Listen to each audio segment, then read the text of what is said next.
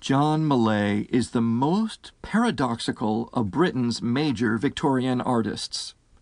Already recognized in his teens as prodigiously gifted, he chose to risk everything by becoming a founder member of the Pre-Raphaelites, a revolutionary group of neo-primitive painters who, despite the support offered to them by John Ruskin, the most influential critic of the day, risked being treated as outcasts by the ruling artistic establishment. He stole Ruskin's young wife, Effie. The marriage had never been consummated because of the critic's neurosis, and became the most celebrated painter of the mid-Victorian epoch, author of immensely popular genre pictures with strong narrative themes. He also made portraits of some of the most eminent men of his time, Gladstone, Disraeli, Tennyson, and the historian Thomas Carlyle. He finished his career with a minor hereditary title. It was the first time any British artist had been honored in this way, and had a brief spell as president of the Royal Academy, but succumbed to cancer only a few months after his election. The Pre-Raphaelites continue to be cult figures in Britain, and Millais benefits from this.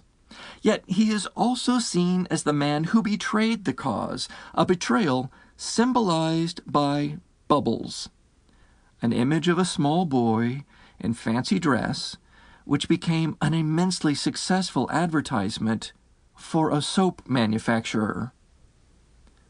The retrospective exhibition on view at Tate Britain makes prodigious efforts to revive the reputation of the later Millais, and to offer proof that he was a significantly innovative artist throughout the whole length of his career.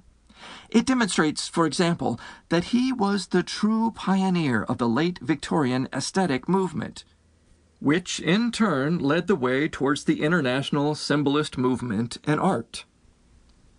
Autumn Leaves, from 1855-1856, showing 5 girls preparing an autumnal bonfire, stands at the beginning of a line of descent that can be traced through the work of Burne-Jones and Beardsley to finish in that of the Picasso of the blue and rose periods. Autumn Leaves is the legitimate grandparent of Picasso's Les Saltimbanques, now in the National Gallery in Washington. The effort is successful on an intellectual level, but not somehow on an emotional one. A number of the early paintings do have a memorable intensity. An extraordinary example is The Blind Girl of 1854-1856, which makes the spectator empathize with the condition of blindness through intensity of seeing, the very sense that the subject of the painting does not possess. Equally dazzling is the recently rediscovered small portrait of Millais' sister-in-law, Sophie Gray, 1857.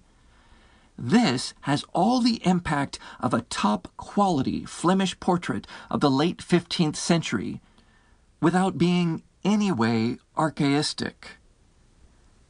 What, then, is the problem with the later work? To keep listening to this audiobook for free, click the link in the description. It will take you to a free Audible trial where you can listen to this and many other books for free for 30 days.